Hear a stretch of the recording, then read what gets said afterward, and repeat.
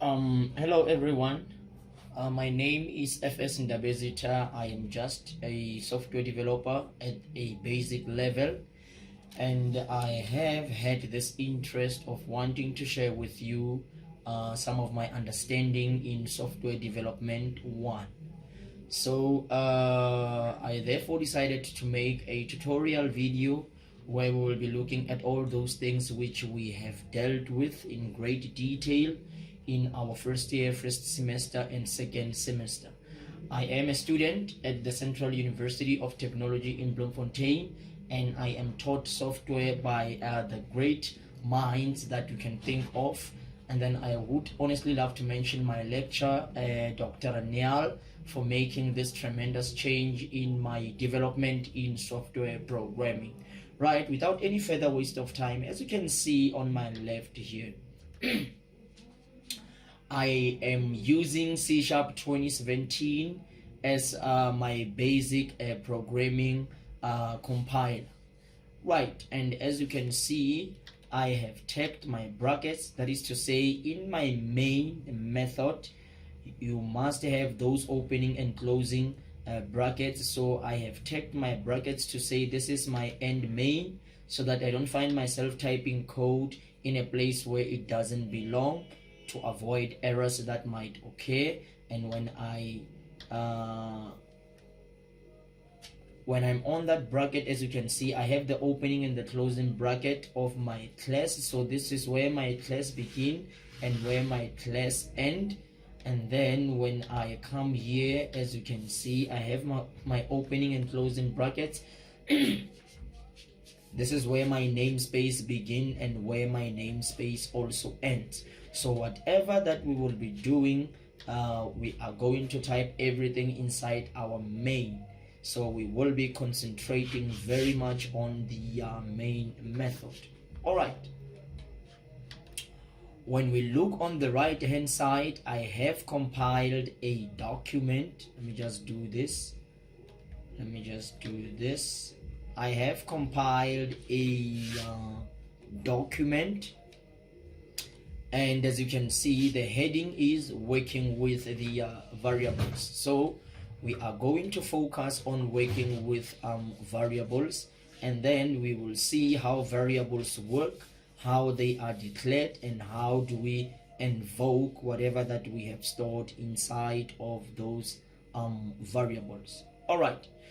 Let me just go straight into the compiler, and then as I read the instructions for you, I will also be doing some coding so that we both understand exactly how things should be. So you are not restricted to use 2017 as your compiler. You can use 2019, you can use 2019, you can use 2015, but it is advisable that you use the current version of C#. All right. Now, in the first bulleting point, we have to use variables. You have to declare them. Now, what is a variable and how do you declare what we call a variable? All right. Here I am in my main, and I want to declare a variable. Now, first of all, what is a variable? A variable is nothing but a container that you store something inside. And this container that you store something inside of it has to be of a type, a certain type. What do I mean by that? Suppose I want to declare a variable, but before I declare a variable, I must specify a type. That is to say, all right, I have an int. What is this now? This is the type of container that I'm going to create. And then I'll say my container is age, and then I close it with a colon, because this is what is required in C#. In C#, when you declare a variable, you must specify first the type. That is to say, this is an int. Inside of this container age, I can only store the integers. This is an abbreviation for integer. So I cannot store anything that is not an integer inside of this container. Right. How do I store something inside a container of type int?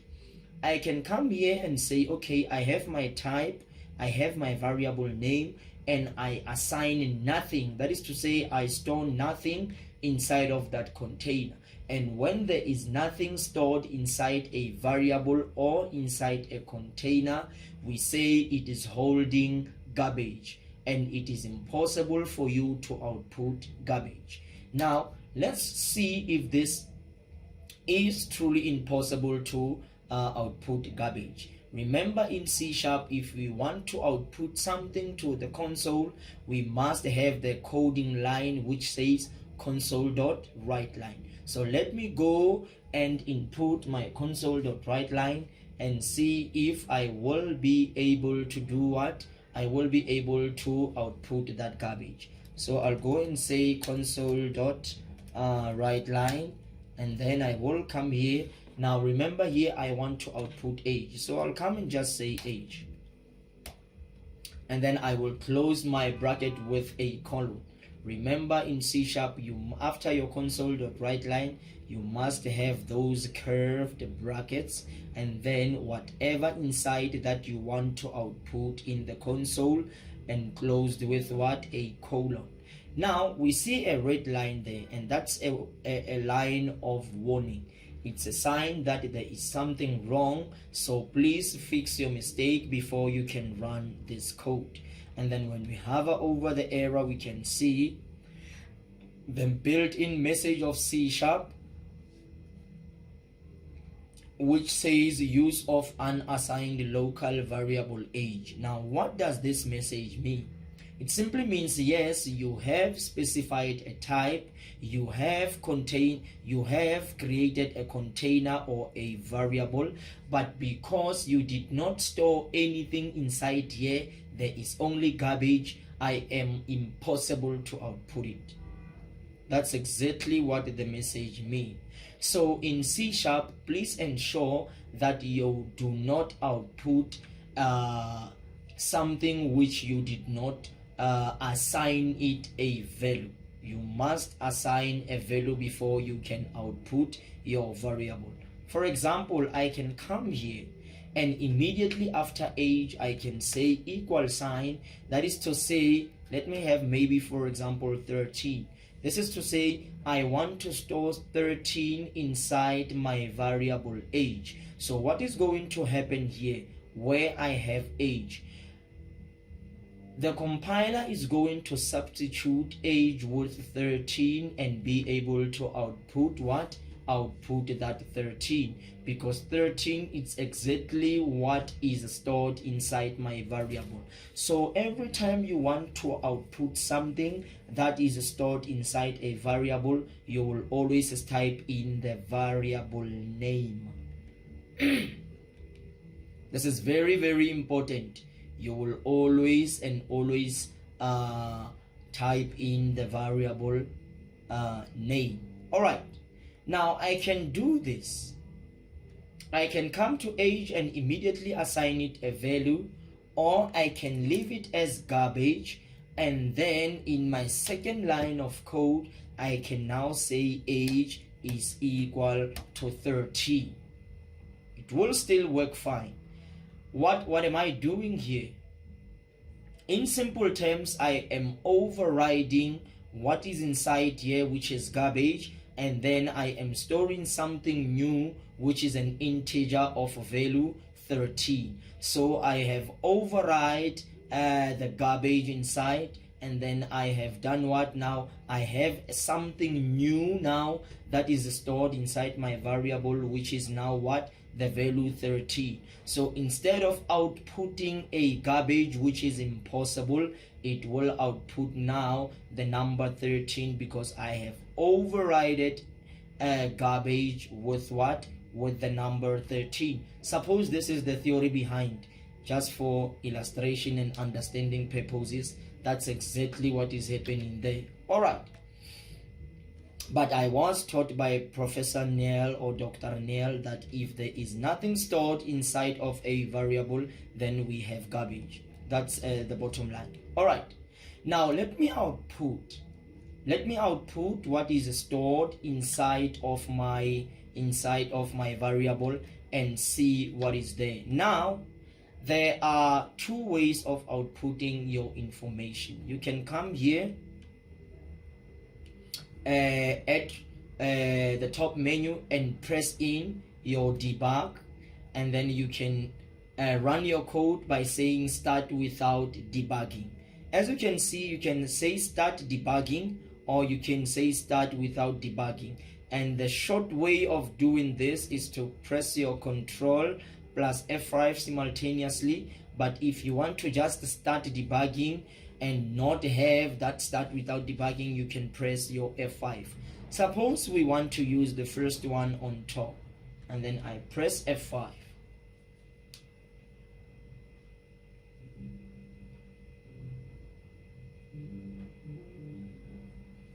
When I press my F5, the number 13 was displayed, but it flashed so quickly that one was not able to notice the output value. Now, how can I solve this problem? You can solve this problem by coming here at debug again, and now press the second one, which is start without debugging. And then when you press start without debugging, as you can see, the number 13 is displayed with an information. Press any key to continue. So why, when we pressed start debugging, it was not able to pause the screen? Now, if we want to press the first one, start debugging, and we wanted the screen to pause so that we can see our output value, then you must come here after your line of code, your output line of code, and then you have to type console.readline. That is to say, I wanted the screen to pause so that I can read what is displayed, and then I can press in any key in order to exit. So let's have our console.readline. Suppose we want to output using start debugging. So I'll have that console.readline, and then you will have those curved brackets. You will close them with a colon, and then remember, we can press F5 if we want to say start debugging. So I press my F5, and then it was able to pause the screen so that I can see what I have typed. And now look at the difference here. There is no press any key in order to continue. So if we want to exit the screen here, you just press enter, and then it will exit. All right. Now that is one most important thing that we have saw.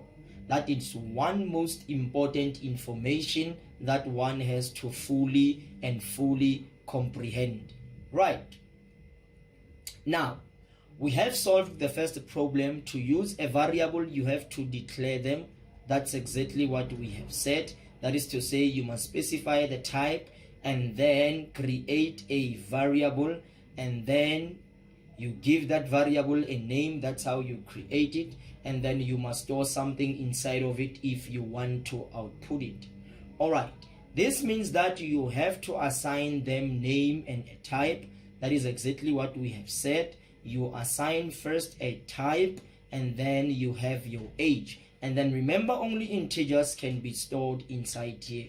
That is to say, I can have negative whole numbers. There will not be any problem with that.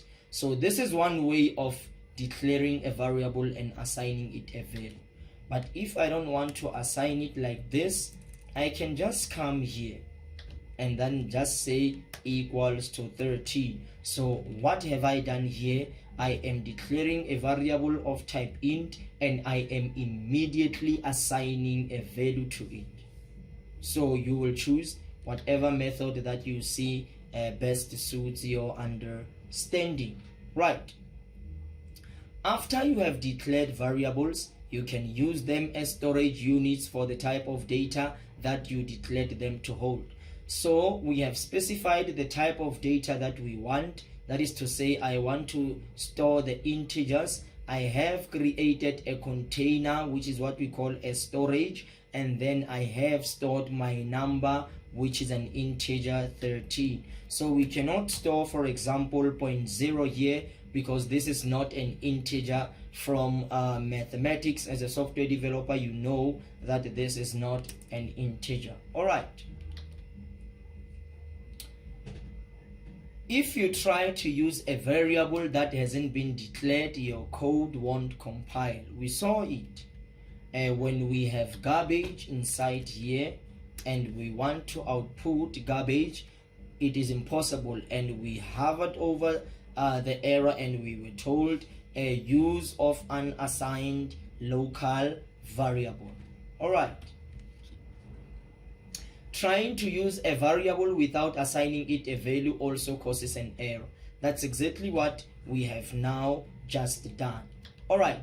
Having said that, and assuming that we have understood exactly what a variable is, what a type is, now let us go and look at the types of the integers only that we can have, and let us look at the allowed values that one can be able to store. Now this is going to be very much helpful, because as we code, we have to know if I want to store something, or maybe a certain value inside of a particular container, will this container be able to contain this amount of value that I want to store? So that's where the types now plays a significant role, more especially when it comes to the allowed values that one has to store inside those containers, those storage devices. We just use those terms, devices. All right. Now we have those types of the integers that we have, and then first of all we have the type which we call the S-bit. I'm not going to do all these examples of the integers. I'm just going to do 2 examples, and then you will also do those examples maybe when you have time, to see whether those values, it is true they can or they cannot be stored inside those variables. Now let us look at the first one. Okay, I'm just going to come here. I'm just going to change the type and say S-bit. Now this is a type of an integer, and we are told that this type is able to store negative whole integer values and also positive whole integer values. But now there is a restriction here. It can store those integers from a certain range. That is to say, negative 128 is to positive 128.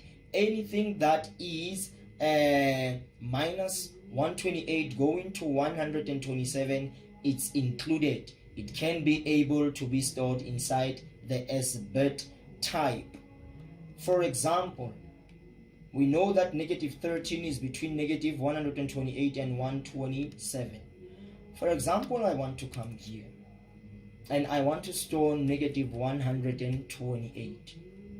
There is no problem with this. The container is enough to contain that value. But what happens when I now have 129? Negative 129, which I know exactly it's not between the range minus 128 and 127. Immediately you have an error there. And when we hover over the error, it says constant value negative 129 cannot be converted to an S-bit. That is to say, you are trying to store a value which is not in the range that has been by default specified for me. So because that value by default it's not specified for me as the type of an S-bit, I cannot be able to store it. It is out of my range. Right, but there is no problem with negative 127 because it is in that range. Even if we can store 0, it is in that range, because remember 0 is also an integer. And then even if I try to store 127, there is no problem with this. But immediately when I try to assign it a value that is out of range, then I have some serious problems. Right, the very same explanation goes for the bit, the short, the U short, the int 32, and the long. Let's look at the table. Let's look at the table and see those allowed values. Now here, I want you to notice something. It is capable of storing that the S bit, the bit 0 to 255 in that range. We have the short, which is the system.int 16. Integers between those values. I have the U short, I have the int, I have the long. So this is important when you want to do what? When you want to assign your container or your storage a certain value, you must ensure that the value that you want to assign to your container is of the correct type. According to what? According to the integer, if it is an integer value. According to the integers, the different types of integers that we have. Alright, having said that and assuming that you have understood, let us now look at what now? The three floating point values. I want us to concentrate now here. Let me just copy this. Let me erase my code. Let me please save this. Let me comment it as just a comment to tell you that we were working with the three floating point variable types. What are they? We have the float, we have the double, and we also have the decimal. Now let us look if these types are able to store certain values, and if they don't, why. Okay, let me just go and specify a type as a float, and then remember I have to assign it a name, that is to say create a variable, that is to say create a storage, and then I will immediately assign it a value of 12. As you can see that the float type has no problem in storing a positive whole number. What if it is negative? There is no problem. Let's just increase this. There is no problem. However, remember the float also has to accommodate values at a particular range. You cannot just store any number that you wish inside of a float. It also has a particular range. But as we see, it has no problem with storing negative whole integers as well as positive whole integers. Now let us try to say point this now. Immediately when you have point values, therefore there is a very serious error that you encounter, and when you approach this error, literal of type double cannot be implicitly converted to type float. So that is to simply say this is a double because it has a decimal, and then we cannot convert decimal so that they fit into a what? A float. So there is that error. So you must know that floats cannot store double numbers, that is to say numbers that can be written as a fraction except for an whole number integer. Alright, so it has a problem with storing that. That's also obvious. If it is negative, cannot be stored. So we have learned something, that float type can only store whole integer values.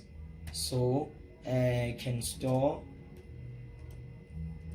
only store whole integer values. This is very important that we know. Alright, having said that, and then commenting this line also, let us now go and look at what? Let us now go and look at the double, the type which we refer as a double. Now in a double of the same variable container age, and then I assign it a value 67, and then it has no problem of storing whole integer values, whether they are possible, whether they are positive or negative. There is no problem. Remember also it has to it can accommodate doubles of a certain range. Now what if I come here and now I say 0.09? Immediately when I have a point, there is no problem. So the double is capable of storing both positive and negative decimal numbers, and it is also capable of storing whole integer values. As we have saw, it has no problem with storing those values. It's like there is a point 0 there, but you just decided to omit it. All right, so we have saw that the double is capable of storing both what integers as well as decimal numbers. All right, let's now go and look at the last type of those floating point variable types, which is the decimal. So let me have decimal, and then let me just say this one is age caps A, and then I immediately assign it a value of 12. It has no problem with storing whole positive and negative integers. But what if I come and say point? If I come and say point, now we have a serious problem. Decimals cannot store what? They cannot store point values.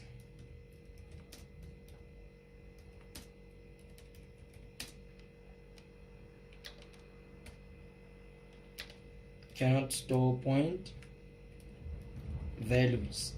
This one can store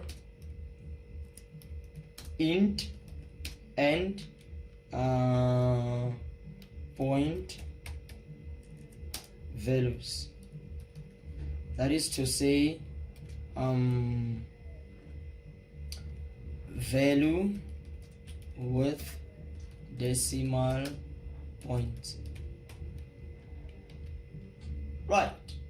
Okay, we have looked at those types, and we have saw those floating variable point types, and we have saw why they can and why they cannot store the values that we have tested them with. All right, now having dealt with that, let's now go and look at the basic variable naming rules in what? In C#. Now we want to know, if I want to name variables, what are the rules that one should follow so that we do not fall on a what now? On a trap. Let me just copy this, come down here, paste it to the great interpositor, and begin your explaining the things that are taking place here. Now the first message warning that we have says the variable name must be one word, and then in those curved brackets you have no spaces. So there should be no spaces found when you have declared your variable. Now let's declare a variable of type double. So let me say double and say age. And then I want to say, for example, age of person. So when you have spaces, it is not allowed. There cannot be any spaces. This is the first thing, because you can see that when you have spaces, there's immediately an error. Right, how can you solve this problem? The first character of a variable name must either be a letter, an underscore, or the @ symbol. Now suppose I want to have my variable as the age of a person. Now in order to write this thing as one thing without spaces, I can use the @ symbol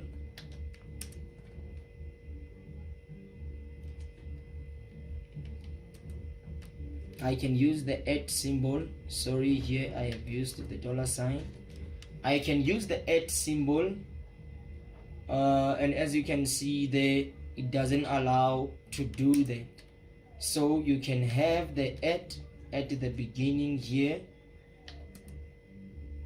and then you will have no problem. But if I want to have the age of a person, having separated them without using the @ I can use the underscore. you can just come here and use your underscore, because that's what we have been told here. So I can have a variable age of a person, or I can say my variable name is @male. So there is no problem if your variable name starts with what? With the symbol, or it even starts with the underscore character. There is no problem with that. All right. You may not use reserved keywords as variable names. Now it says again, subsequent characters may be letters, underscore characters, or numbers. That is to say, now I can come here and say, for example, my variable name is @12345. This is impossible. Subsequent characters may be letters, underscore characters, or numbers. So it is impossible to do this. Let's see if we have an underscore. If I have an underscore, there is no problem. I can say my variable name is underscore 12345. It is no problem. But when you use the @ symbol and the subsequent characters are numbers, then it's an error. It cannot do that. You must at least use an underscore if you want to achieve that as your variable name. However, there is no problem maybe if you have the @gmail as your variable name.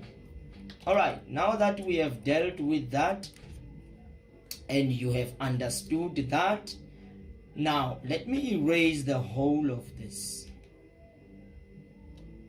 Should I erase it? Okay, let me just leave it as it is for screen purposes. Now let's go down here and let's now begin some coding. I said to you, now whatever that we will be doing in this tutorial, we will be typing our code inside the main method. All right, now let me just draw a line here.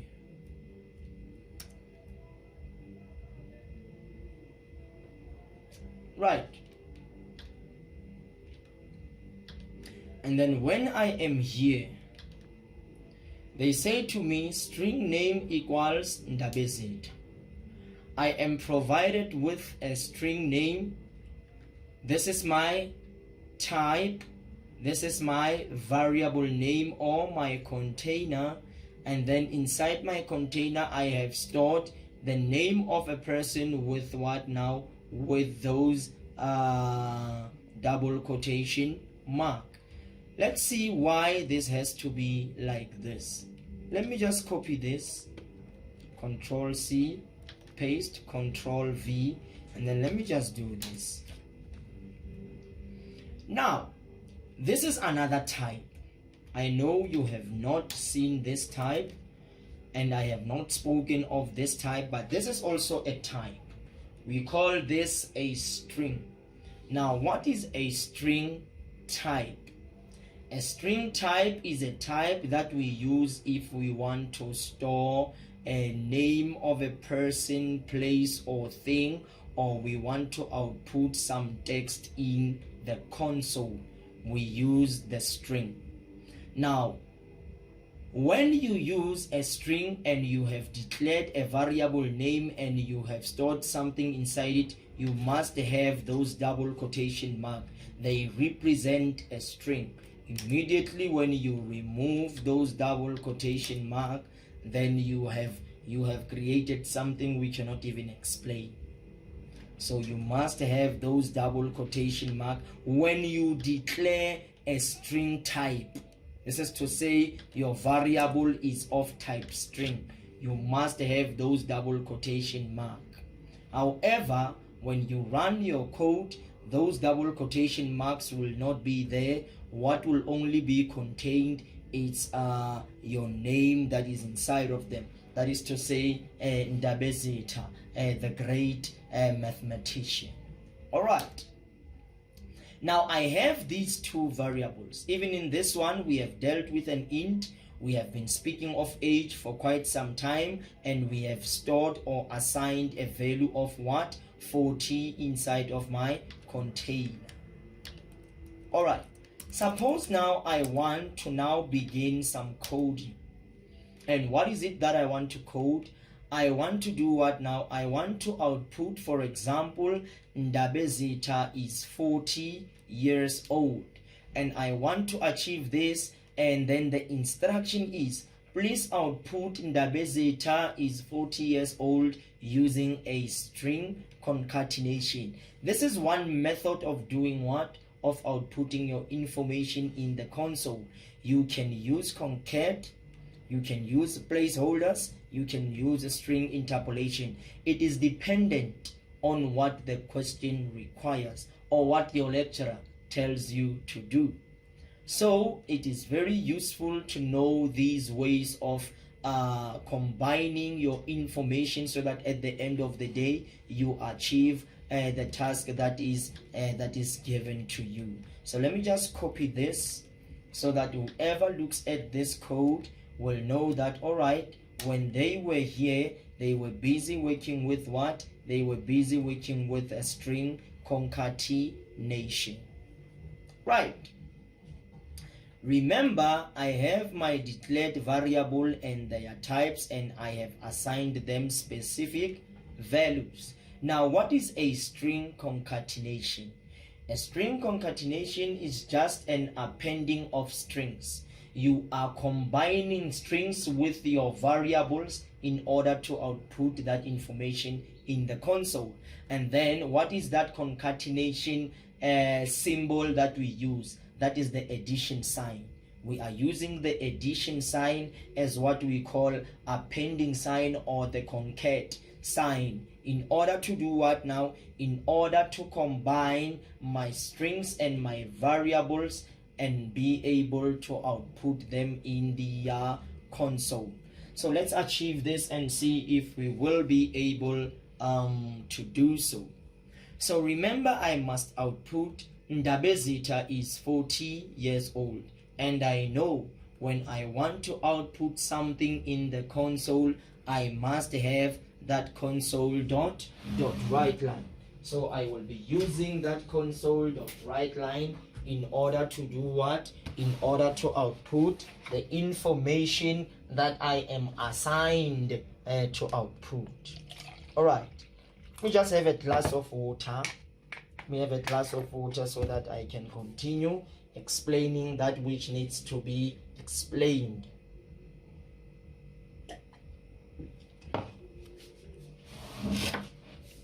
Now that I have drank water, we can now begin. Now remember, we must have that console dot writeline. So here is my console dot write, or we can say console dot writeline. Now when I say console dot write, let me just make an example first for you. Suppose I want to output name, and I have used console dot write instead of console dot writeline, and then I press my Control F5, that is to say start without debugging, because I don't have that console dot read line. That will pause the screen for me. And then notice what happens here. It is true that Ndabezita was outputted, but I now immediately have a message, press any key to continue closer to my output variable.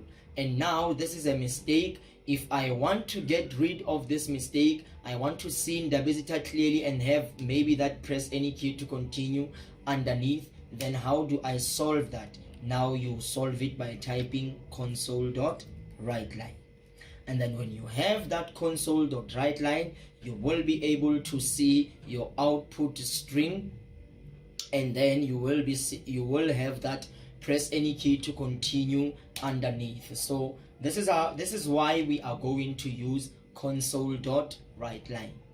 That is the reason why we are going to use it. All right.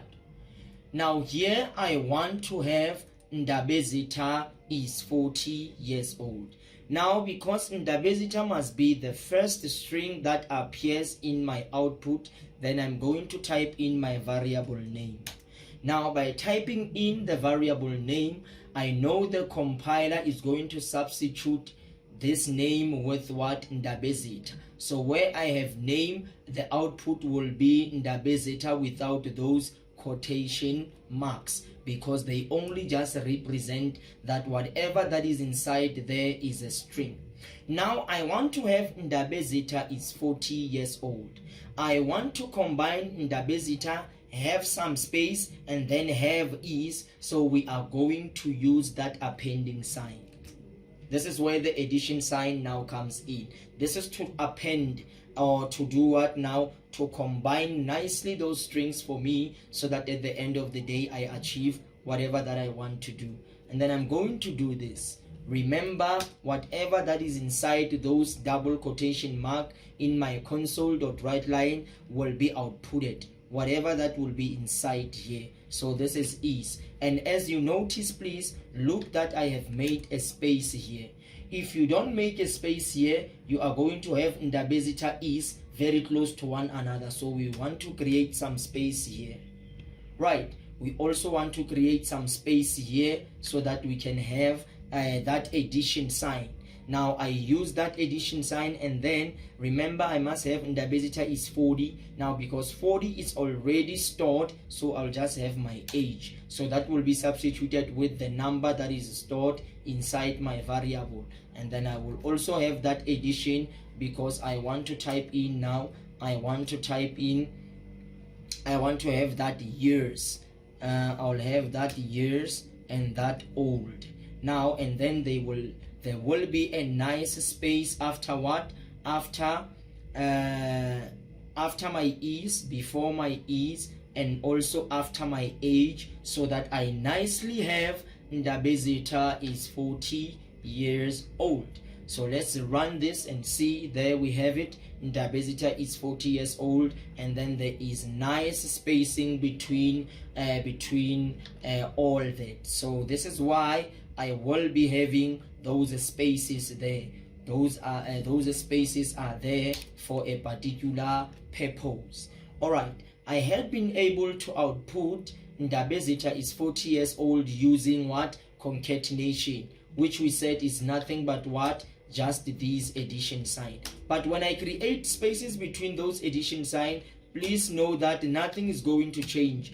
I'm just wanting to write a code that is nicely coded. But when I run this, there will be no changes that are taking place. There will still be Ndabezitha is 40 years old. Only what create those spaces is me adding spaces here and having those spaces there. Not by doing this and then you think you will have some spaces. No, there will not be any spaces. Everything will just appear nicely, just nicely, without whatever you can think of. All right, and then as we are there and we are busy trying to compile our code, now we have used what? Now concatenation to output that. Now let's go and use in the placeholders, so that we see how placeholder will play a significant, one can say a pivotal role in doing what now? In making our code as perfect as possible. Now let me just copy this, just as I copied the previous one. Control C and have my Control V here, so that someone can know when reading my code. All right, here he was outputting information using the placeholders. Again, we will have that console.writeLine.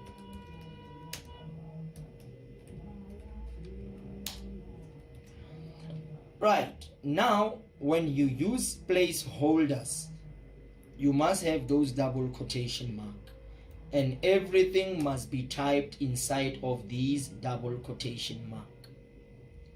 Now placeholder, that is to say, in C#,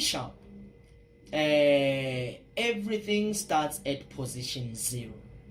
This is to say, because if you want to output name as the first occurrence inside your brackets, inside your double quotation mark, then we are saying it is at position 0. Now, because we want to have ndabezitha and the name will be in the first position, so it will have a placeholder of 0. This is to say ndabezitha is, and then I have my age that will be at position 1, because we're numbering from 0 going to 1, 2, 3 and so on. So this is to say ndabezitha is 40 or 40 years old. And then after that you have your comma now here.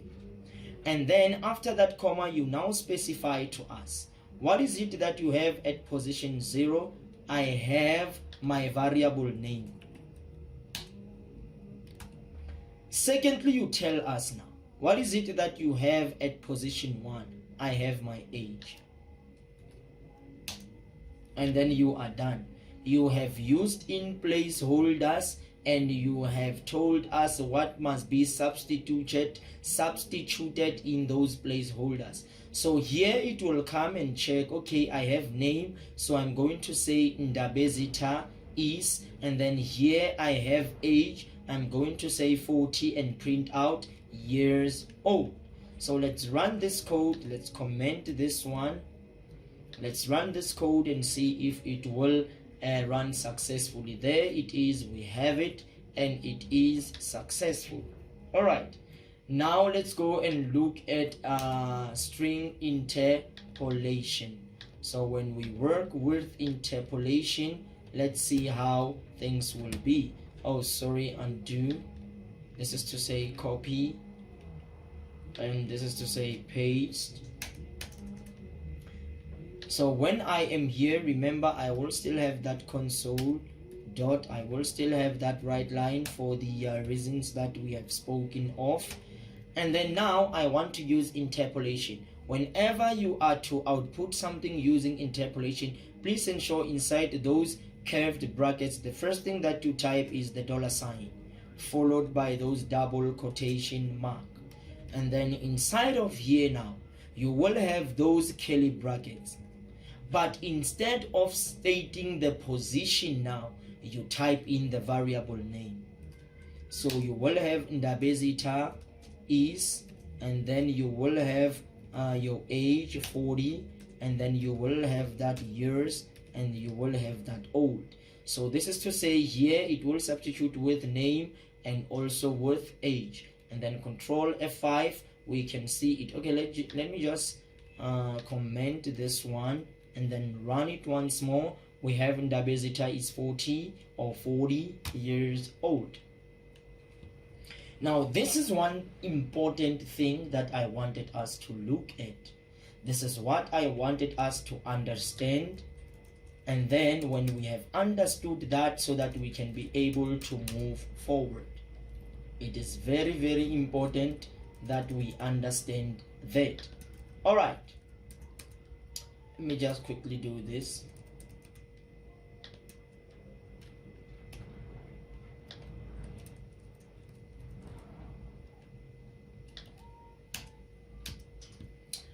Right, let us look at another problems that we can work with. Let's also look at something. Suppose I have the following code. I am provided with a type int, which is a variable name, my integer, and then it has garbage, and then it is overridden by storing a string, which is my integer is. And then I have my integer, it is of type int. Let me just have that int here. Sorry, this is a string. I'm very sorry, this is a string, because you cannot have these and then you say something is an int. It has to be a string. That must have been a typing error. And then I have my what? I have my integer equals 70. There's something wrong here. This is a string. Sorry, this is an int. because there it is specified int my integer. So when I'm here, you don't have to say that int, because you just say my integer is 70. So I want to output here my integer is 70. This is what I want to output. I want to output my integer is 70. So how do I achieve this? How do I achieve this? All right, let me just do this. Let me just cut and let me just paste it here. All right, let me just copy this, copy and paste. I can just do this, there is no problem, as you can see. And then I can come and copy my string. I can copy and I can paste, and then I have to get rid of this because this has to be sorry, those double quotation mark. Right, I have this. And then what is it that I want to do here? What is it that I want to do here? I want to output my integer is 70, and I know I'm using console dot right line, and then I must have what? My integer is 70. So I will say my string, which is my variable name, my string. That is to say, my compiler is going to do what now? To substitute my integer is in the place of my string, and then I will use that appending sign, remember, and then I'll have my integer. This is to say what now?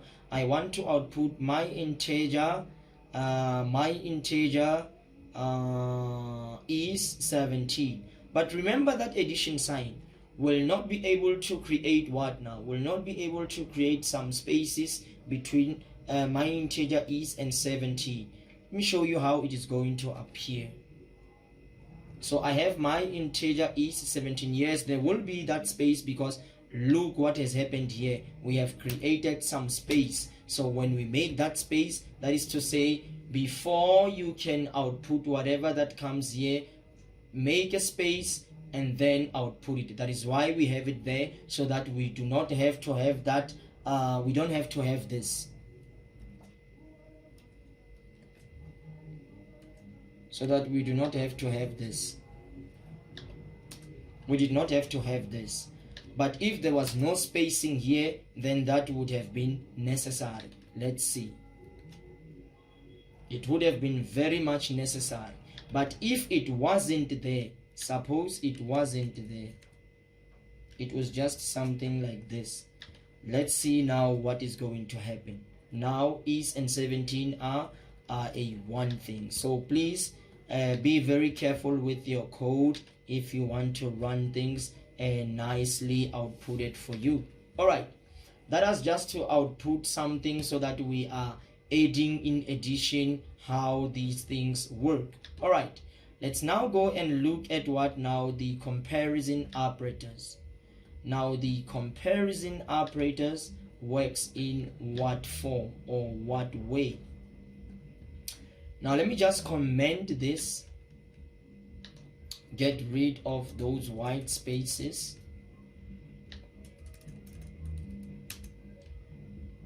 All right, and then I want us to look at the comparison operators, and then for the sake of this lecture, we are going to do what?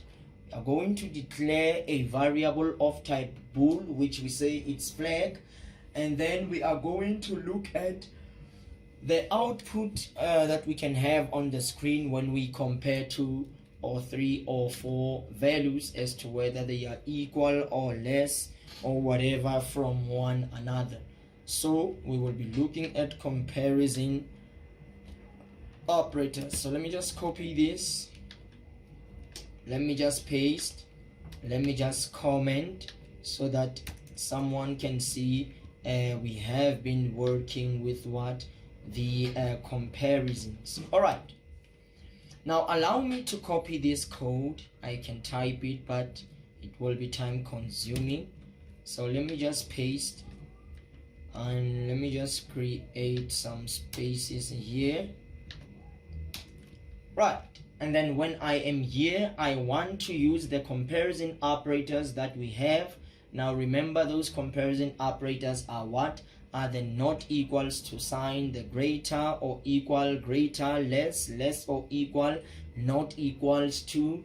Those are the comparison operators that we will be working with.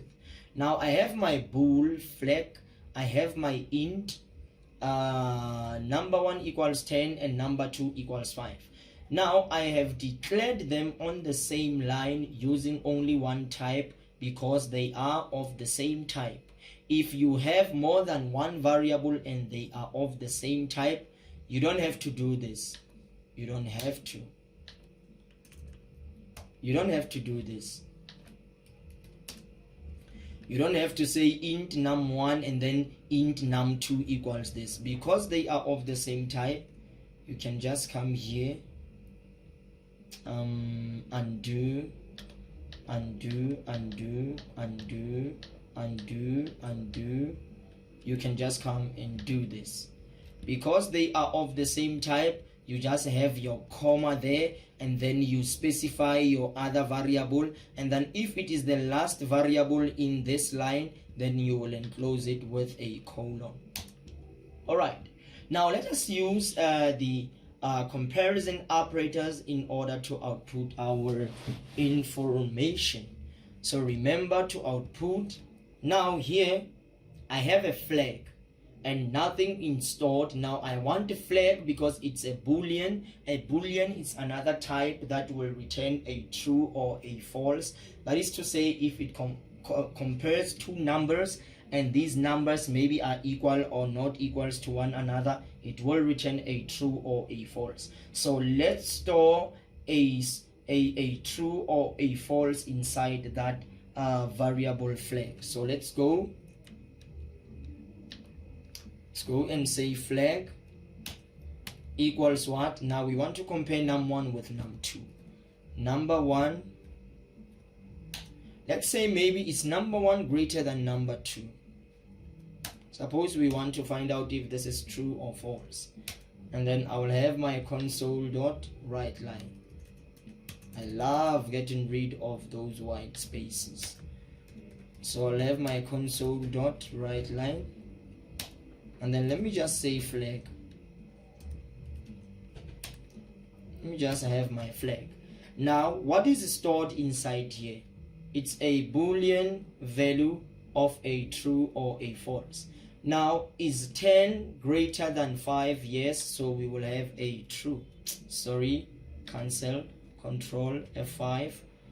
Yes, it's true, and then press any key, and then we can test maybe to say is it less or equal, and then it will return a true or a false. We can even come here and say is it not equal, it will return a true or a false, and then lastly we can say is this equals to that. This is the comparison operator. The comparison is num1 equals to num2 false, then we have a false here. We have a false. So those are the comparison operators that I wanted us to look at.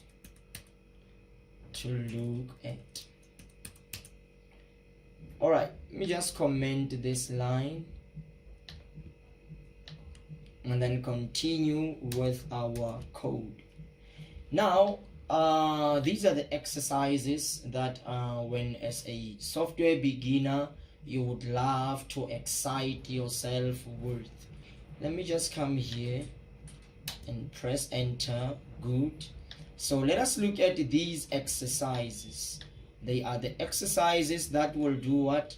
They will complete whatever that we have learned, and then also give you something new to do or to notice in your coding.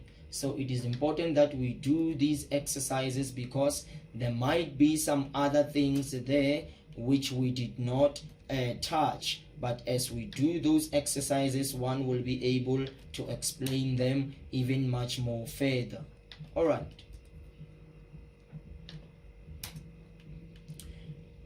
Let me just go up so that we see clearly what our exercise is. All right. In exercise 1, we read, write a C# program in which you declare and initialize variables. Now, please read your information very carefully as a program. Write a program in which you declare and initialize values. You must declare and initialize them with the following literal values. Alright, that is to say, a student name variable initialized with a value null.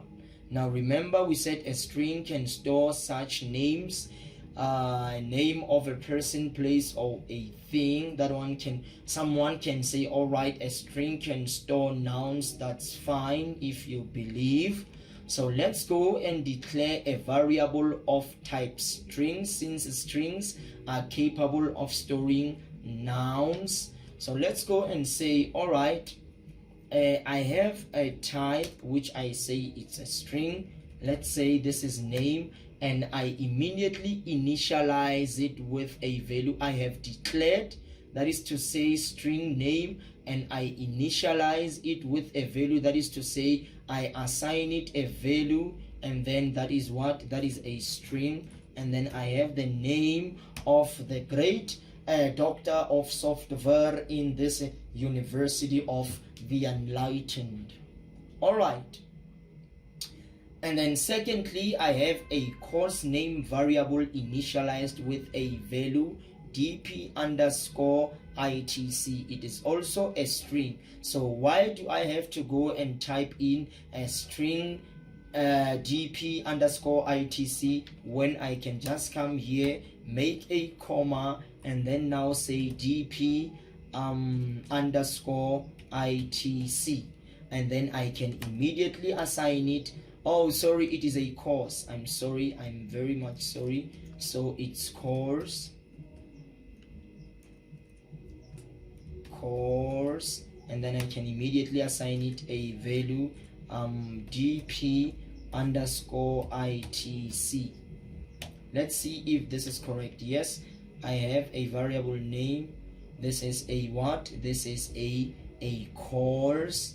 So, and then inside of it I have stored dp underscore itc because they are of the same type. So I have declared them on one line using only one variable, one type. And then we have the course amount variable initialized with a value. So I have, because look, now we have point values, so we're going to use a double. So I'll have a double, small d double. We have to take this one, double, and then let me give it a variable name to say this is an amount.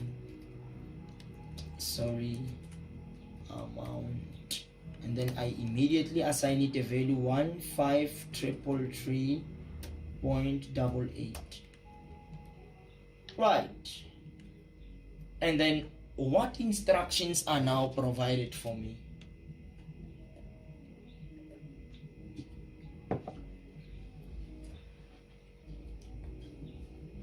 I am told make use of output concat to display the data as follows. I must have that null and then study and then dpitc costing that amount. The only trick here is this R. We are going to hard code R, and then we are going to see how do we display that R without having to hard code it. That is the only thing that you are going to learn from this first exercise. All right. We are told that we must use concat. Okay, remember to output something on the console. I must have that console. dot right line. And then I must have nil, so remember we will have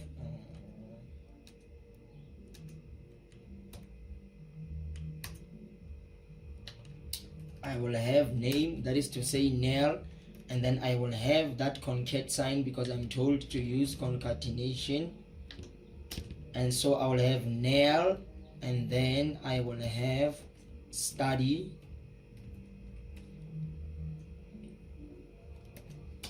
and then I will have course name, that is to say course ITC DP underscore ITC addition sign, and then I will have costing,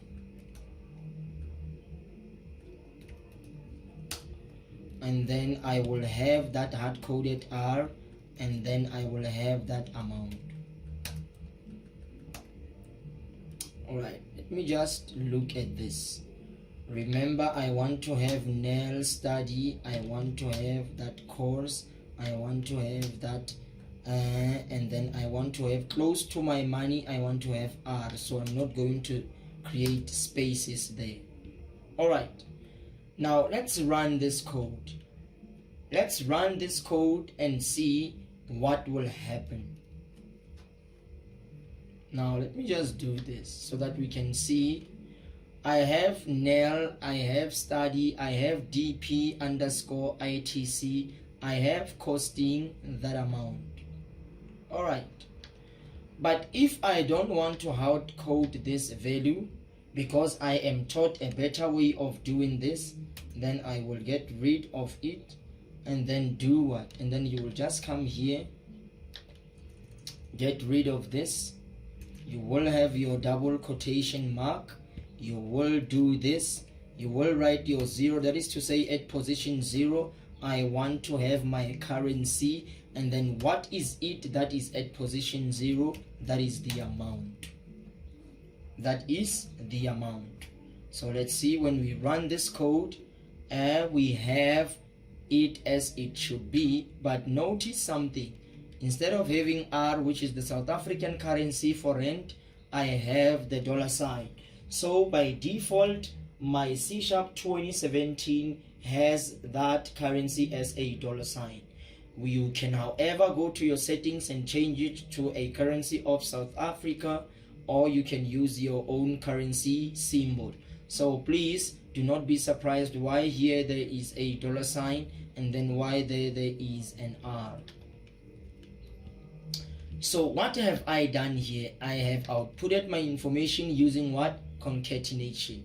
We already dealt with concat, so there is nothing new that we have done here, except that you have done what now? You have used concatenation with what? Numbered placeholders.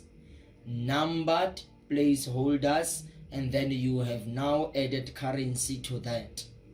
This is numbered placeholder, but now you have added another addition of saying at position 0, having those colons, I must have my amount of money displayed with a currency. Alright, so that was one question. Let us look at displaying the very same information but now using placeholders. So let me just come here and say console dot write line, and now do this. Now remember, placeholders, I must have those double quotation mark closed with a colon, and then remember I must have name, that is at position 0. I must have that, that study, I must have that IT DP underscore, I must have that costing, and then I must have that amount of money. But now here I'm going to add currency because it has to come out with that dollar sign. At position 0, name. At position 1, course.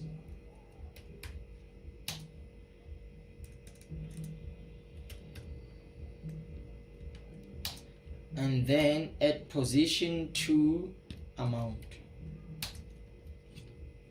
Right, now let's comment this one and see if we will be able to output this as required. That is to say, Dr. Neil study DP underscore ITC costing that amount of money, and there we have it using placeholders. And then lastly, we're going to use interpolation.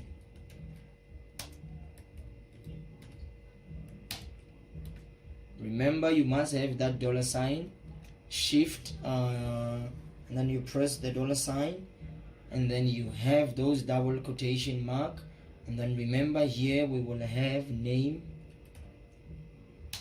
that is to say Dr. Neil study, and then we will do this, and then we will have our course costing, and then we will do this. We will have the amount, and then we will have our currency symbol.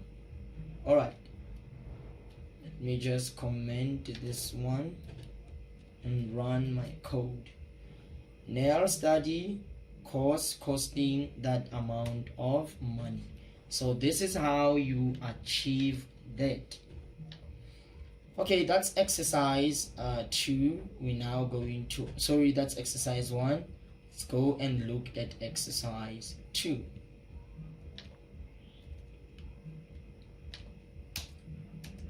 All right, let me just do this.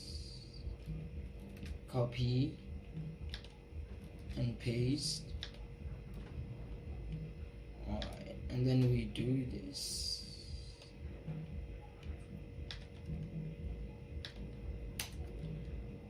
Okay, let's read now what the information is.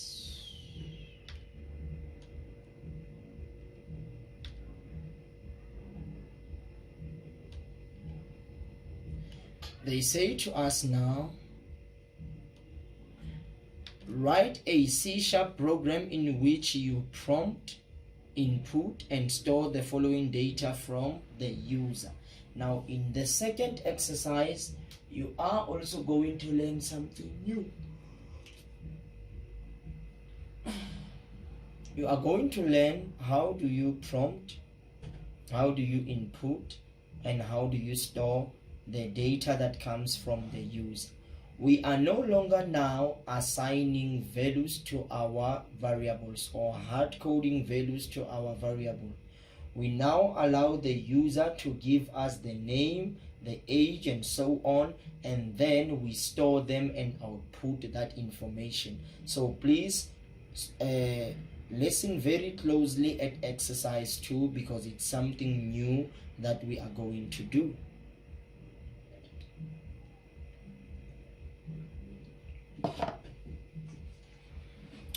All right, now in exercise 2, I have to prompt the user, what is your name? To prompt the user, we're using console.writeLine.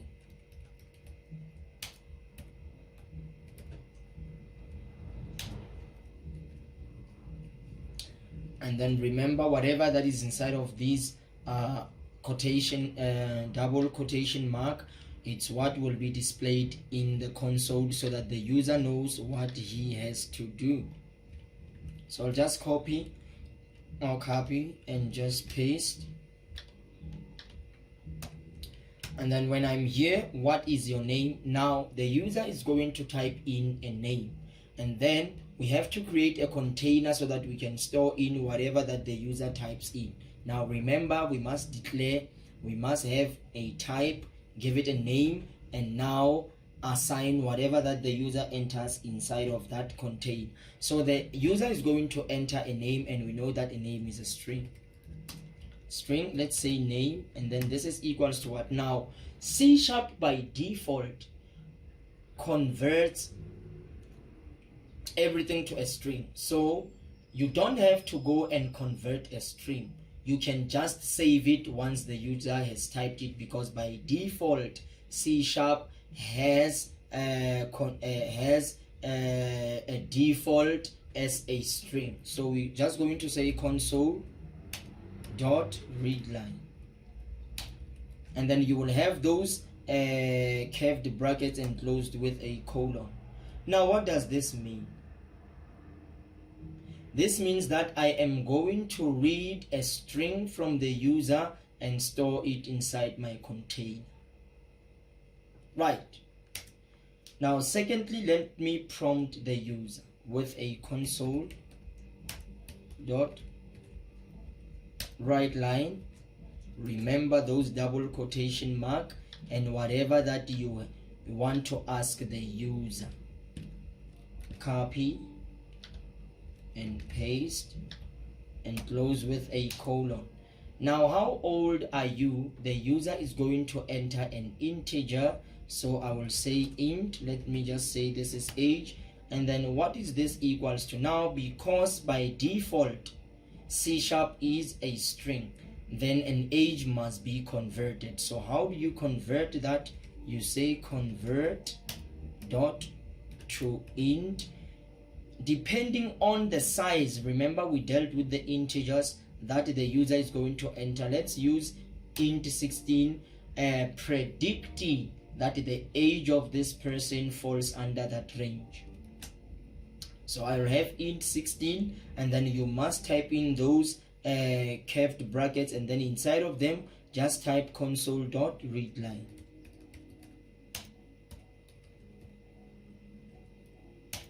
And then you have those curved brackets again, and then you just close them. So these curved brackets here are for this console.readline, and this bracket and that bracket encloses everything inside. Now there are three things that are happening here. You have console.readline, that is to say I'm going to read an int from the user. Convert dot to int 16, I'm going to convert it to an int, and then I will store it inside of an age. If you don't convert it here and you want to store it, you are going to encounter problems. Let me show you. Immediately when you remove it, it prompts you with a message, and let's go into the error and see. Cannot implicitly convert type string to int. So what is it thinking here? It is thinking, alright, the compiler is saying I am expecting an int, but when you have specified it, sorry, I am expecting a string, but when you have specified it as an int, so I cannot implicitly convert a string to an int. So the solution for this is convert dot to int dot to int 16, and then this is what solves the problem, and the error is gone. So that's name and age. We are left with ID, gender, programmer, and salary. So console dot write line, those double quotation mark, and then I have this information. Copy, Control C, paste, Control V, and then enclose it with a colon.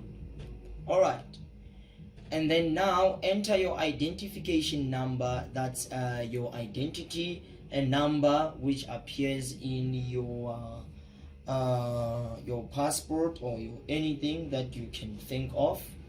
So here in South Africa we have our identity document with 13 digits. So I'm going to use a long here. I'm going to use a long, and let's see why. If I use a long here, let's go to our list of the integers. A long is capable of storing more than 13 digits, so it will accommodate 13. That's why I'm going to use a long, which is a system.int 64. So I'm going to come here and use in what? And use in a long. that is to say long, and then I'll just say id, and this is equals to convert, because it's not a string, convert dot to int 64, and have that console dot read line. Please be very careful there. All right, and then after I have done that, let me now prompt for the remaining ones. Let me just prompt for the remaining ones. So what's remaining is gender, so console dot write line, and then I'll just say, all right, indicate your gender. Just copy this, copy and paste. So remember, it's just a what now, a character that the user has to enter, which is M or F, and then because it's a character and not a string, we have a type that we call a char, which is an abbreviation for a character. So you will say this is of type char, and then just say maybe this is gender, and it's equals to convert dot to char, and then I'll have that console dot read line. All right, and then that's my gender, and now I am only left with programmer and salary. Console dot write line, and then let me just copy this,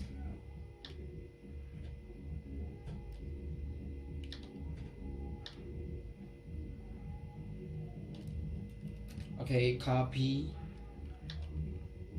paste, and then because it is a true or a false, it's a boolean, so I'll say bool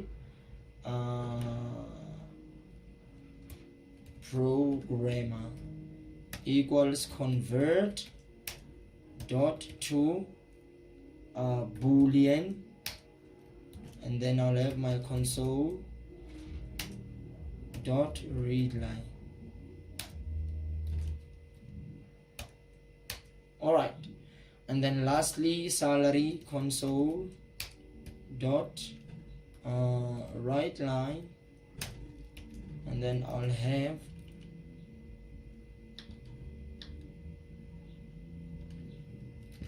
copy and paste,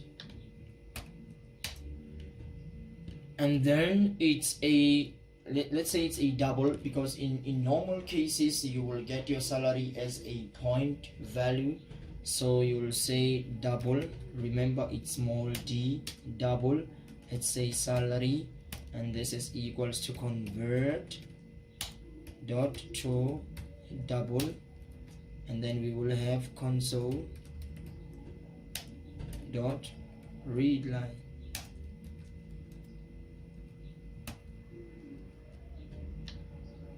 Okay, and then when I am here, I have prompt for everything that is required here. Now I have to output them first using output concat.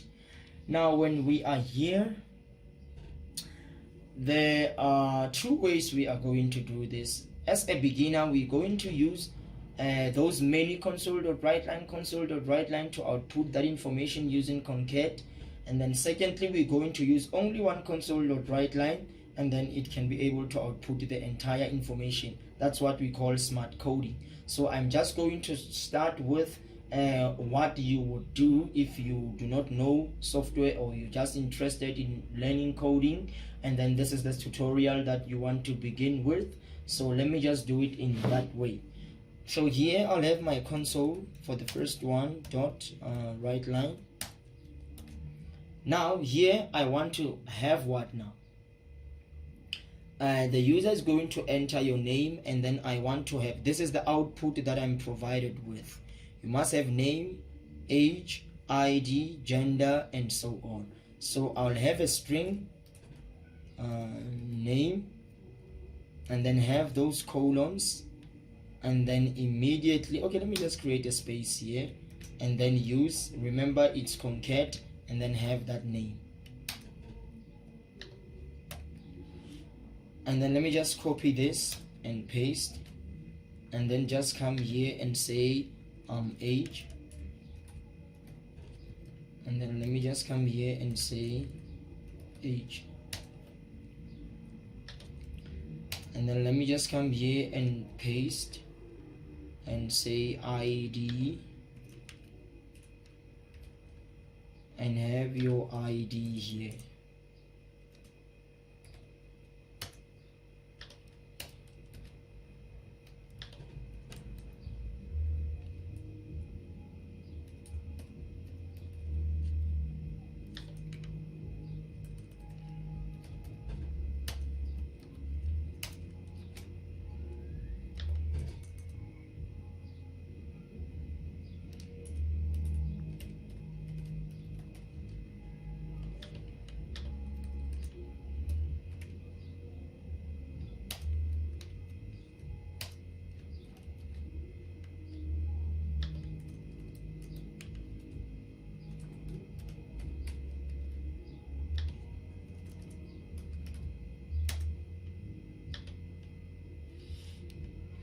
But now look at my salary. I must have that R without hard coding that R. Now remember, how are we going to solve that? We just come here, create those double quotation mark, have those curly brackets, 0, C, my comma, and now my salary. So let's run this and see if we will be provided with the information of the user. Let me just do this, console dot write line, and then let me just do this. Let me just have these so that there is a separation in what we must have. Let me just do this. Alright, now let's output and see how things are going to be.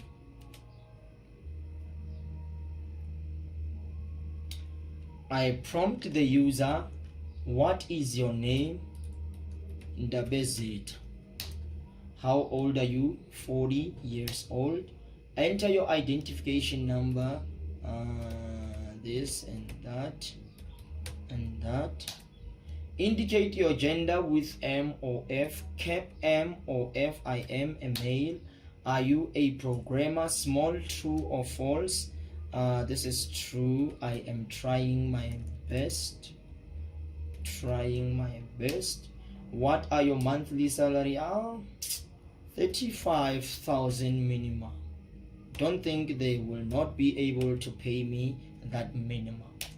And then we have the information exactly as it should be here. Let's now check. I have my name, colons, there it is, age, ID, gender, a programmer, and my salary, and press any key, and I do have that $sign. So this was exercise 2. I wanted us to look at it, try to understand it, and then we can move on. So you have learned something new, how to prompt the user, receive something from the user, store that something, and be able to report back to the user. Fascinating stuff. Okay, that was exercise 2, or the second exercise, which was very, very fascinating. So let's copy and paste just to alert someone that we are working with exercise 3. And then when I am here, let me just do this. Let me just do that. All right. And then let's now read our exercise 3. In exercise 3, we read the following.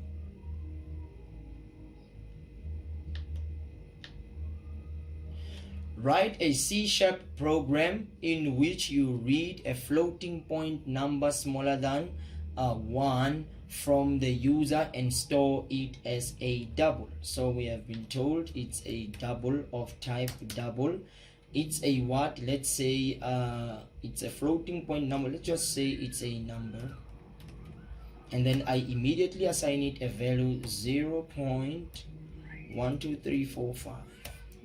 right. Make use of format specifiers to display the number in the following format: fixed point rounded off to 2 decimal places.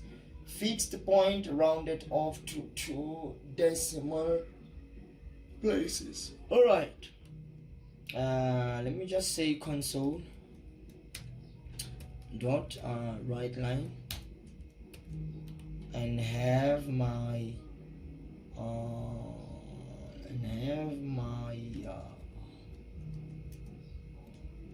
this just say 0 and F2 comma and number.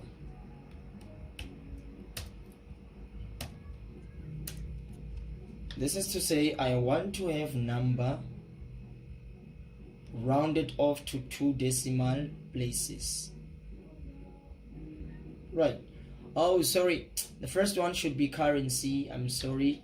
It has to be currency, and there is no specificity of the digits after the comma, so by default it will be 2 numbers. Sorry. So there we have it as a currency. Let's run and see. I have my money 0.12 with that. So instead of doing this, they say format specifiers. I can just copy this, paste, and delete the comment, and then have that F2 because it's 2 decimal after the comma. And when I run it, I have 0.12, and that works very fine. And then I can just come here, I can just paste, and now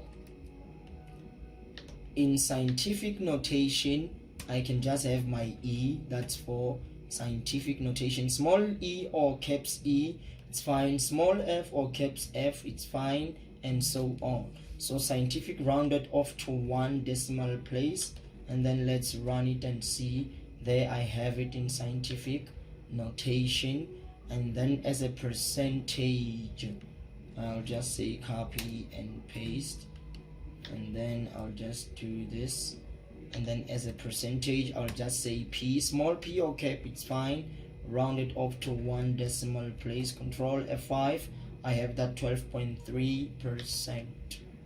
Alright, that was exercise 3. We have learned those formatting specifiers so that we understand exactly how they work. Alright, let's now go to exercise 4. However, in exercise 4, I'm going to deal only with a few escape sequences. Those are what we call the escape sequences. We call them the escape sequences.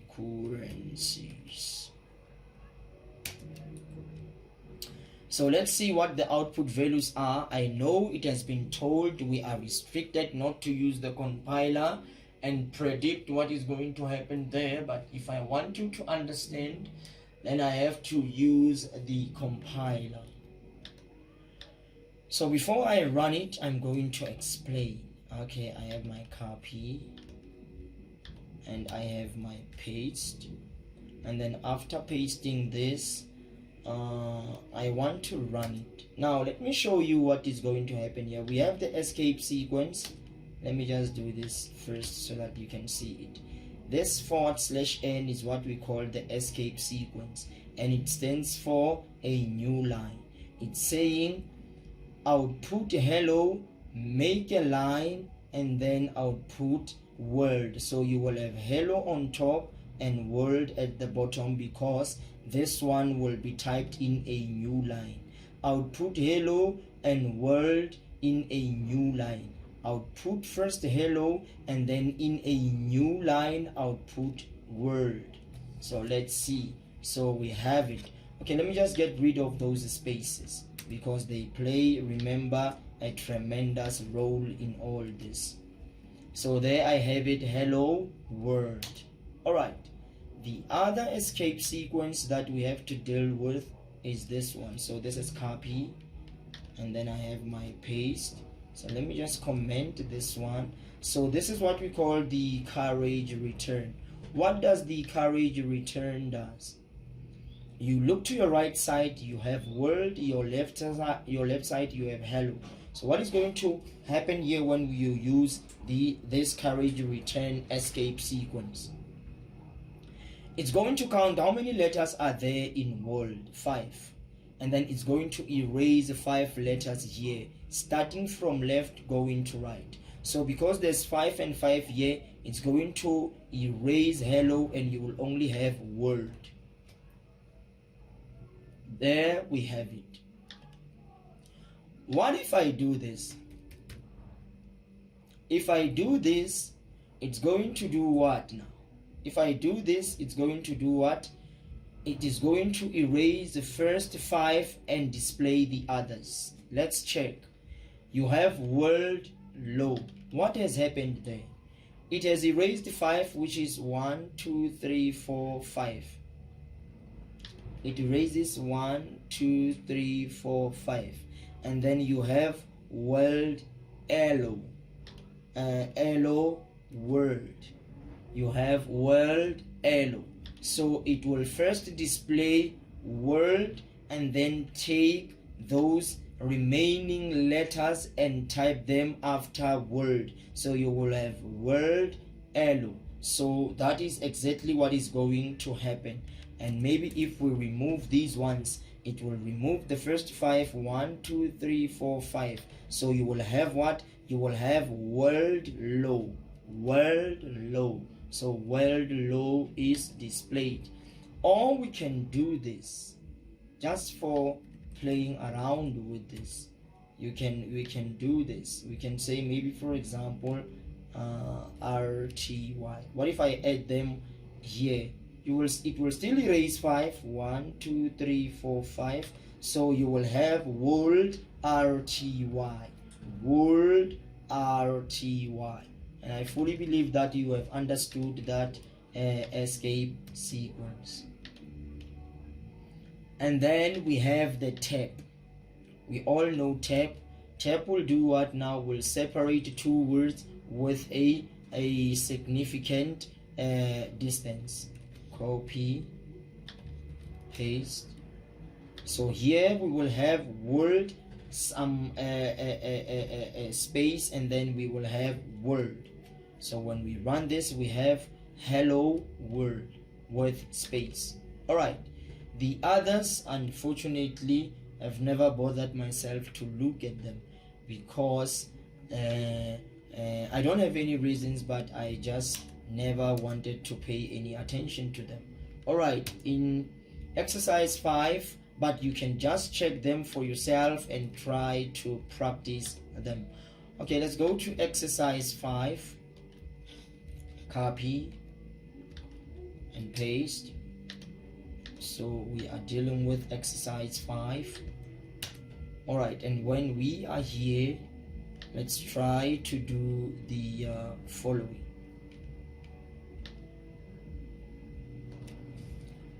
Write a C# program that reads 3 test scores from the user.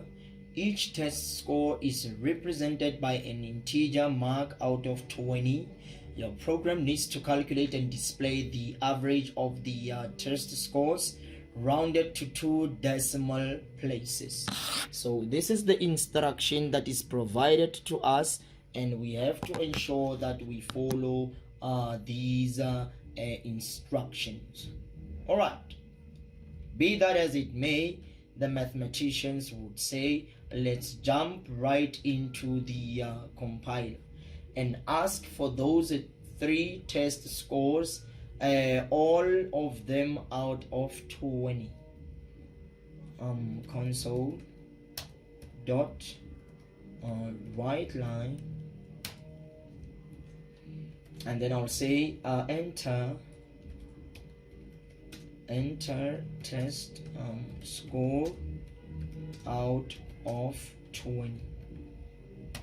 So I am very specific when I prompt the user so that he knows exactly that I have to enter my test score, and then let me just say test score 1 out of 20, so that he does not enter a number that is not in that range.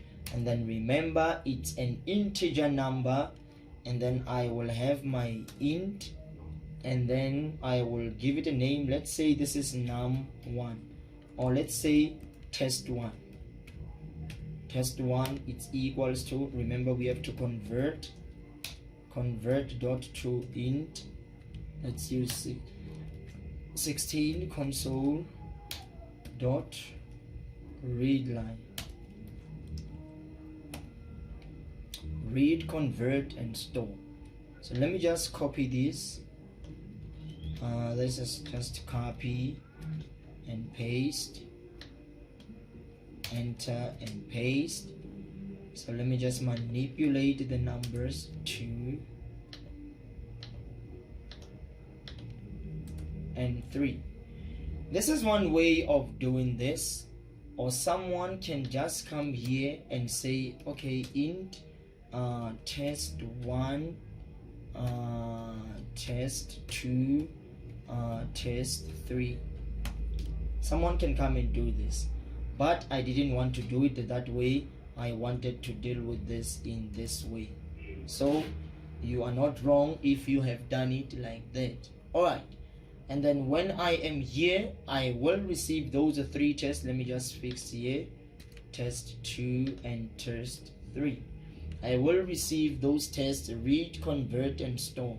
And then what must I report back to the user? I must calculate the average. So I must have now a 4th variable that will be able to do what? To store inside of it the average. So remember, if all those numbers are integers, therefore their average will also be an integer. Int average, so this is equals to, remember the average of 3 numbers, you take the first test, you add to the second test, you add to the last test, and then you divide the sum by 3, and then you output the average. Console dot write line, and then there is some message, however, that has to go with this, and this is the message. So I'm just going to copy the message from here. Okay, copy and paste.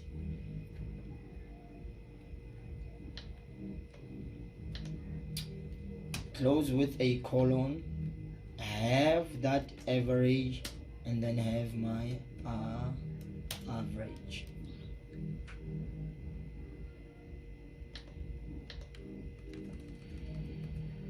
Right, and then I will have my average there.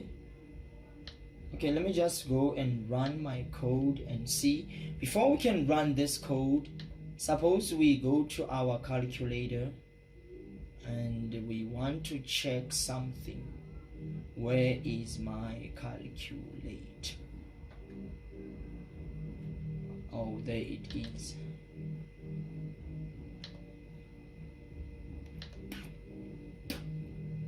Alright, let's come here.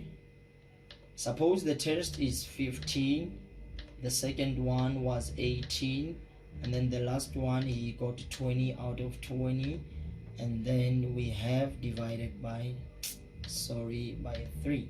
So the average of these numbers must be 17. This is the average that we are going to have. So let's go and check. Console dot right line, control F5. We have 15, we have 18, and we have 20. So the average is 17. Let's see why are we not having those digits after the number. An integer, remember our average is an integer, and our test scores are also integers. So integer divided by integer, it's an integer, so it is going to cut those commas that you have. An integer divided by an integer will only give you an integer and get rid of those decimal numbers. But we will deal with integer by integer, integer by double when we get there. But just know this is the correct way of calculating it, and then understand also why we have only 17 without those digits. All right, I am done there. Now I have to calculate the average percentage. Now I want to have the average percentage, and then now the problem comes. All right, let me just come here and declare a double. Now, before we can go any further, let me take you back to my calculator.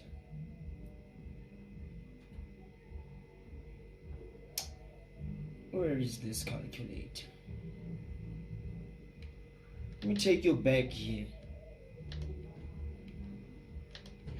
If I want to calculate the average of those numbers, I'll say the percentage plus 18 plus 20 all divided by 3, because there are 3 numbers, that's the average.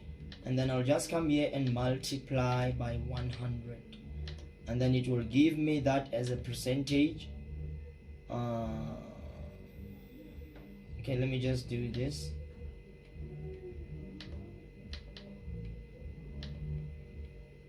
Let me just go to that side.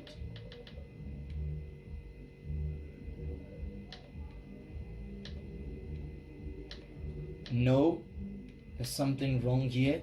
I have to take the average, that is to say, for example, 17, and then divide it by the total of 20. Then I must multiply by 100. I'm sorry. And then it will give you the average as 85%. So this is how we are going to do it. So I'll have my double, and then I'll say percentage, which is equals to average. I'll have my average, and then I divide my average by 20. This will give me the percentage, and then I can go and output it console dot write line, and then I'll just come here and say my okay, I have been told like this, so I'll copy, paste, and then I'll just come here, use concat, and then have my percentage. Let's see what we will have here, and then you must have that percentage sign. All right, let's run this. I have my 15, I have my 18, and I have my 20, and then I have that percentage as a 0. I have it as a 0. Now the question is, why is it a 0? Why is it a 0? So because this is an int, let's try and say this is a double, so that we can return a double, because a double divided by a double will bring us a double. Let's see if this will work. 15, 18, and 20, and there I have it, but now it's 0.85. I must come here. Remember, I must have this, I must have that, I must have 0. It's a percentage, and then you see there are no decimal places here, so that's P0, and then I will have my comma, I will have my percent. Let me just run it for the last time. 15, 18, and 20, and then there I have my 85%. Now please be careful here. If you want to output it as a percentage, go and ensure that your convert your average to a double, so that a double divided by a double can give you a double. Very, very important. All right, in exercise 6, which is last but not the least, develop a C# program that will ask the user to enter. Oh, sorry, we were told here, okay, there was no method. Maybe use placeholders. We have used those formatting specifiers to do that. All right, so you can also output this information using placeholders and so on, but that's unnecessary. Develop a C# program that will ask the user to enter the number of minutes worked for each of the 2 employees. An application should then display the total number of minutes worked, the percentage of the total time each employee worked, and the total time in terms of hours and minutes. So let me just comment this one. Alright, come here, copy exercise 6, undo, copy and paste, enter. Right, I have to prompt the user for minutes worked by employee 1 and employee 2. I know how to prompt. That's a console dot write line, and then I will say enter minutes worked by employee 1. Then I'll go and say, because as you look here, those minutes are all int. It's an int, returning an int. So I'll just come here and say int employee 1 equals convert dot to int 16, and then I'll have my console dot read line. And then allow me just to copy this for employee 2 and have my employee 2, right, and then just come here and say employee 2. I have to calculate in the total time, so I will declare a variable of type int and then say total time equals employee 1 plus employee 2. I'm adding those minutes so that I can have that total time. And then what else is required? If employee 1 worked 200 minutes and employee 2 worked 177 minutes for a day, the application need to calculate and display the total minutes. Employee 1 worked 53. Okay, let's go to a calculator and achieve that. Suppose employee 1 worked 200 minutes and the total time was 377, and then I want to multiply this by 100 to convert them into a percentage. I have that 53. Secondly, I'll just come here. Now use 177. I will have that approximately 47, so that when you combine the two you get 100%. So this is how we are going to do it. Alright, I have to come here and now say, okay, because I saw that there might be some decimals that I will get, let me immediately come here and fix this as a double. And then when I have that as a double, let me go and say double employee 1 percent. Employee 1% is equals to what? It's equals to employee 1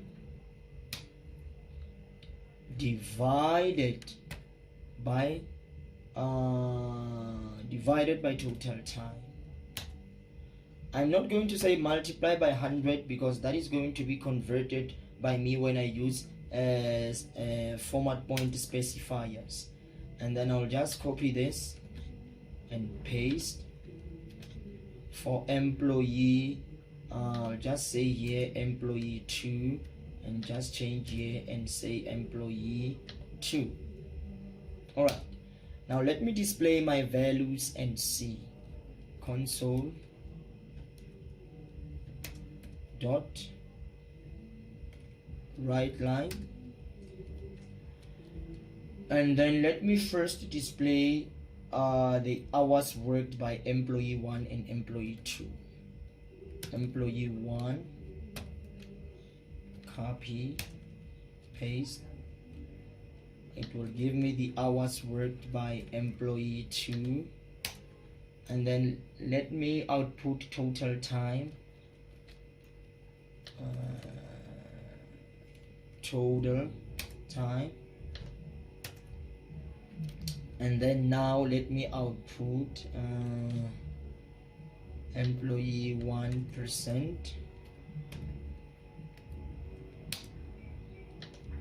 copy, and employee 2%. So let me run this and see if it works. Control F5. I'm just going to use those values for demonstration purposes. 200, 177. So I have 375. In fact, let me do this. Let me just do this. There's something that I forgot to do here when it comes to percentages. I should have I can use interpolation. That's still fine. The question is not specific as to say use this method. And then when I'm here, I will say employee 1%, convert that to a percent with 0 decimal places. I'll have my $sign. I'll have those double quotation mark. I will have those curly brackets. I will have those colons. I will have that P0. So this is how I'm going to do it. And then I want to create a line here. Console dot write line. So let me just create a line. Let me just create a line here so that we see what is happening. I will have 200. I will have 177. Yes, I will have 200, 177, 377, 53%, 47%. Very, very important. That was my exercise 6, and the last exercise, my people, will be the Fahrenheit conversion. Now here I'm provided with temperature, copy and paste, and then I have this. Write a program named Fahrenheit to Celsius that accepts a temperature in Fahrenheit from a user and convert it to a Celsius by subtracting 32 from the Fahrenheit value and multiplying the result by 5/9. Your program needs to display both the Fahrenheit and the Celsius values in the following format. Alright, let me go to a calculator.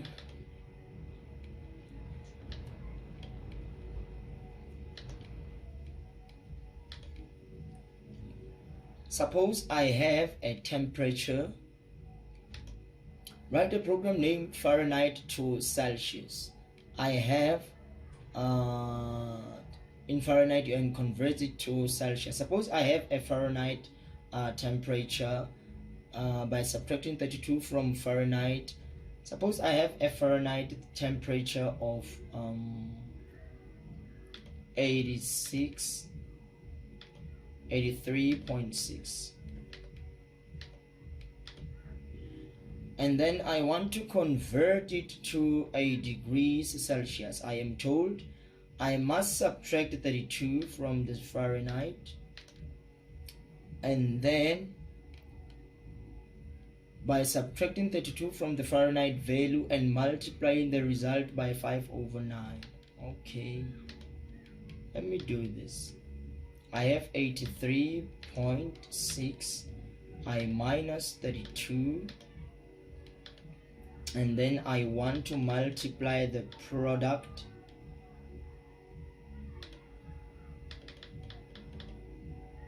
by what? 5/9.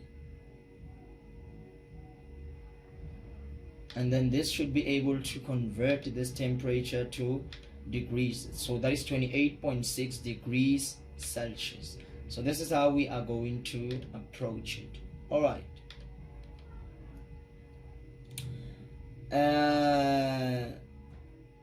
From the user and convert it to Celsius. So let's prompt the user for the Fahrenheit temperature. User and convert it, multiplying by this. So suppose the user is going to enter a double temperature. Let's say that. So you will have double temperature. Okay, let me prompt console dot write. Okay, no, let me do this. Let me say double, just a different way, temp, and I assign nothing inside of it, and then I prompt console dot write line, and then I say enter temperature in Fahrenheit,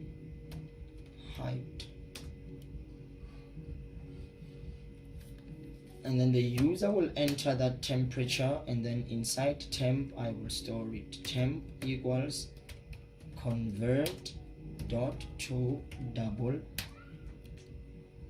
console dot read line. Right, now I want to convert it. How do I convert that temperature? Let's say let's declare a variable double Celsius, and then this is equals to, what must we do? We must take temp, we must subtract 32 and multiply the product by 5/9. This is what we are being told to do. Multiply the product by this. So let me just do this so that precedence it's provided here. All right, so let's check now if it will work. We had 83.6 and we must get that 28.6, or approximately 29. So let me run this, control F5. Oh, I did not display or report back. So I will have console dot write line, and then I will do this, and then let me just copy this, copy and paste. So I'll have X Fahrenheit, so I'm told here I must immediately have temp. That's my temperature. I could have said Fahrenheit. Let me just say Fahrenheit, and then let me just say here Fahrenheit.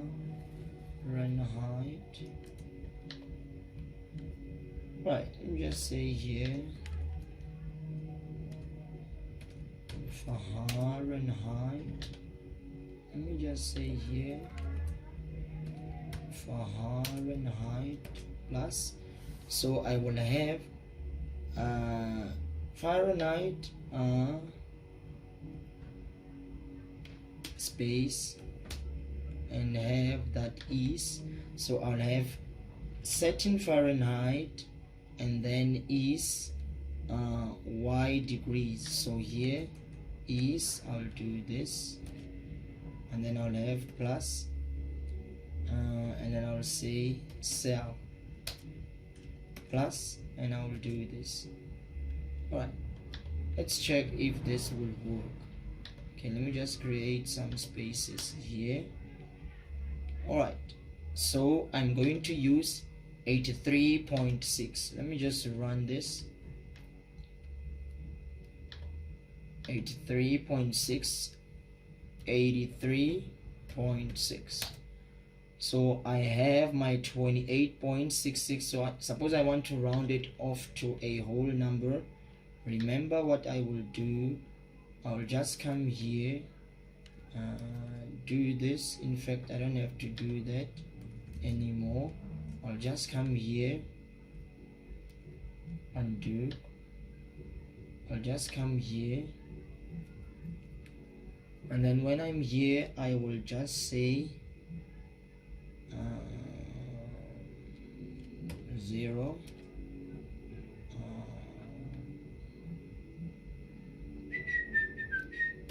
F0,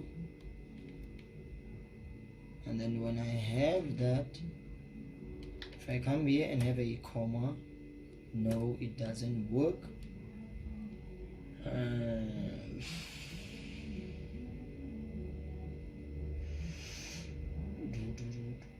Is okay, I forgot the addition sign here, forgot the addition sign there, but still there is a problem here. Okay, let me just go and use interpolation. I can do this and do this and do this, and then I can come back here, copy, paste. Okay, I must have those X Fahrenheit. I can do this and say this, and then and say Fahrenheit. Do this, I have that F0, and then when I am there, I can say Fahrenheit. X Fahrenheit is, I can come here and do this and have my cell, do this, have my F0, just as I did there. So let's see if it will work. We're using the value 83.6, 83.6. So there I have it. 84 Fahrenheit is 29 degrees Celsius.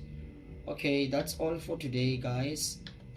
Thanks a lot for listening, and thanks a lot for your time.